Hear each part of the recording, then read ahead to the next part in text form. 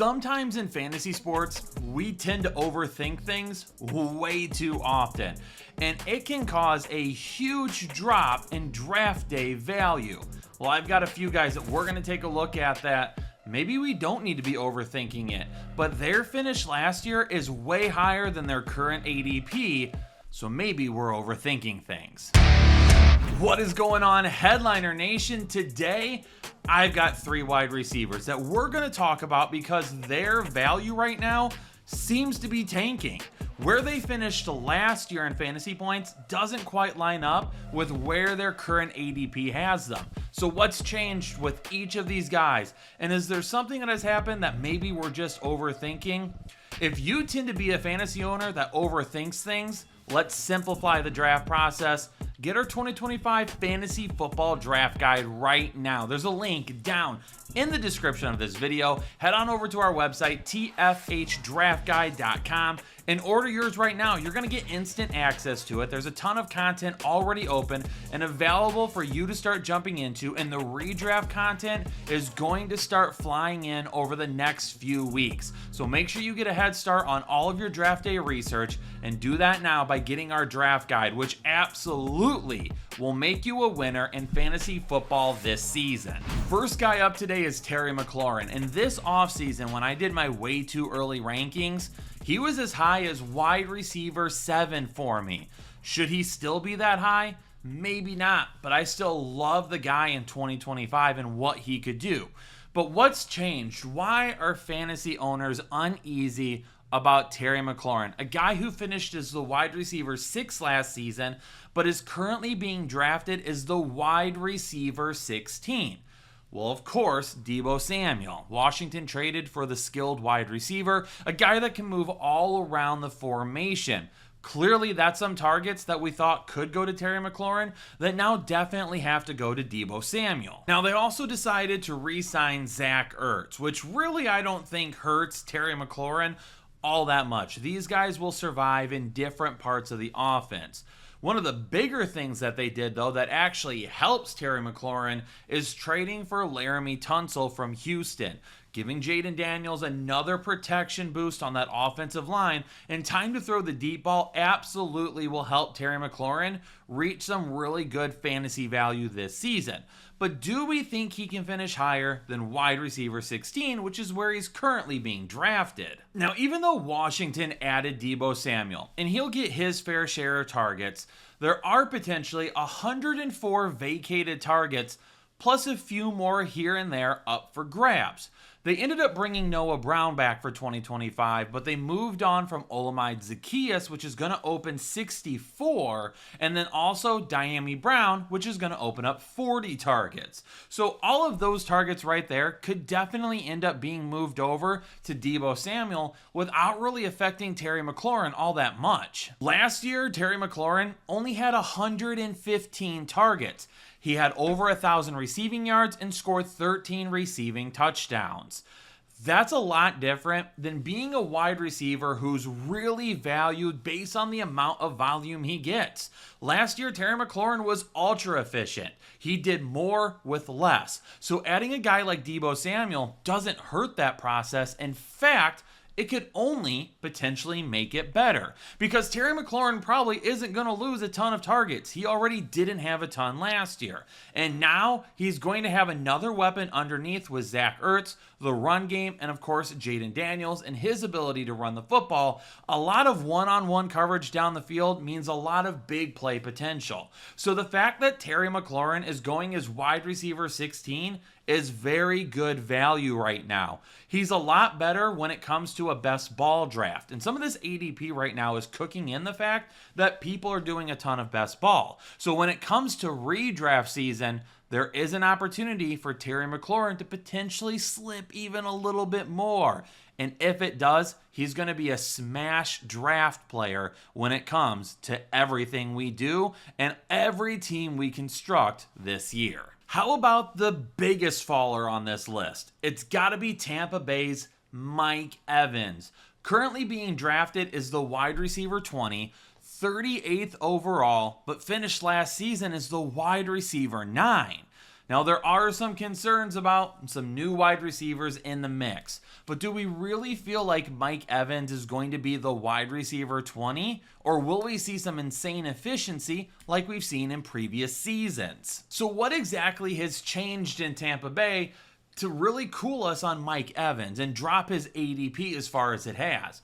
Number one has to be another change in offensive coordinator. For the third time now, they are making a change on the offensive side of the ball. Offensive coordinator Liam Cohen headed to the Jacksonville Jags as their new head coach. And in as many seasons, they are now turning over the offensive staff once again. Now, it hasn't killed them over the last couple of years, so it'll be interesting to see if there's any issues in 2025. But it is important to note that they've made these changes quite a bit so far. So maybe it doesn't affect them all that much anyway.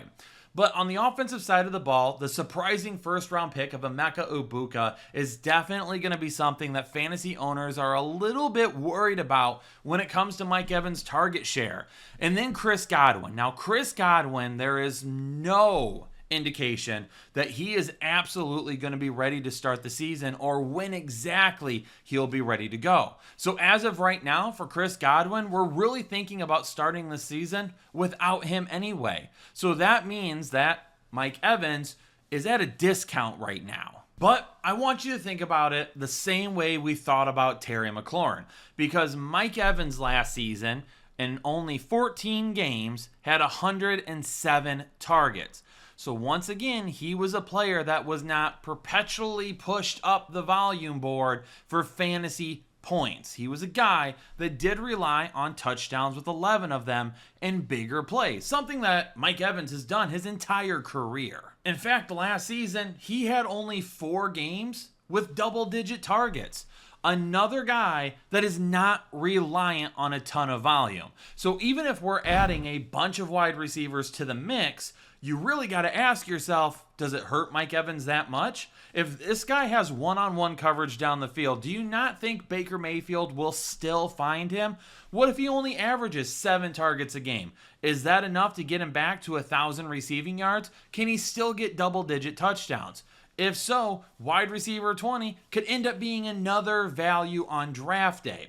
This is a situation where you could say, I'm going all in on guys like Terry McLaurin and Mike Evans. Maybe you make them your wide receivers 1 and 2. Might make you a little bit uneasy because they're very big play dependent, and they'll have some games where they don't quite give you the volume to reach a decent floor. But if you have a good quarterback, if you have 2 really solid running backs, and if you nail the tight end position, find yourself a really good volume dependent wide receiver or a solid RB3 to help in your flex spot, and you've got a roster that is absolutely going to go boom quite a bit.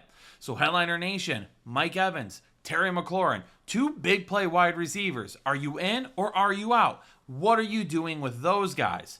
But what about Courtland Sutton? Courtland Sutton finished last season as the wide receiver 13, a year in which the Denver offense was a lot better than people had projected, and Bo Nix surprised a lot of people with his playmaking ability under Sean Payton.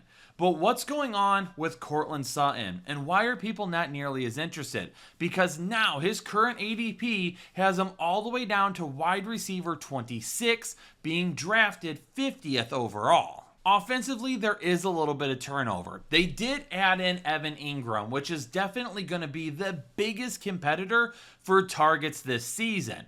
They did turn over the run game, though, and I think in a very positive manner. They let Javonte Williams go in free agency. He signed in Dallas. They drafted RJ Harvey and just recently added J.K. Dobbins. So the 1-2 punch in Denver in the backfield is going to be way better than it was last season, which definitely helps the wide receivers. And you've also added another big play wide receiver on the outside, Pat Bryant. So when it comes to the wide receivers in Denver right now, it's really a hodgepodge of a bunch of guys that could or could not. This wide receiver group outside of Courtland Sutton has the potential to be so mediocre, I just had to write the names down because they weren't even good enough for me to have to try and store all of it in my brain at one time. But guys like Marvin Mims, Devon Vell, Troy Franklin, Pat Bryant, Trent Sheffield, A.T. Perry, guys like those are all of the wide receivers that come after Courtland Sutton. There's some potential there. There's a few guys that could offer you fantasy value.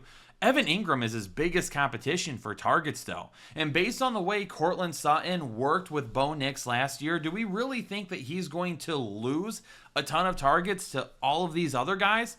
These other guys could help the offense a little bit more, but it doesn't necessarily mean that Courtland Sutton's going to take a big step back.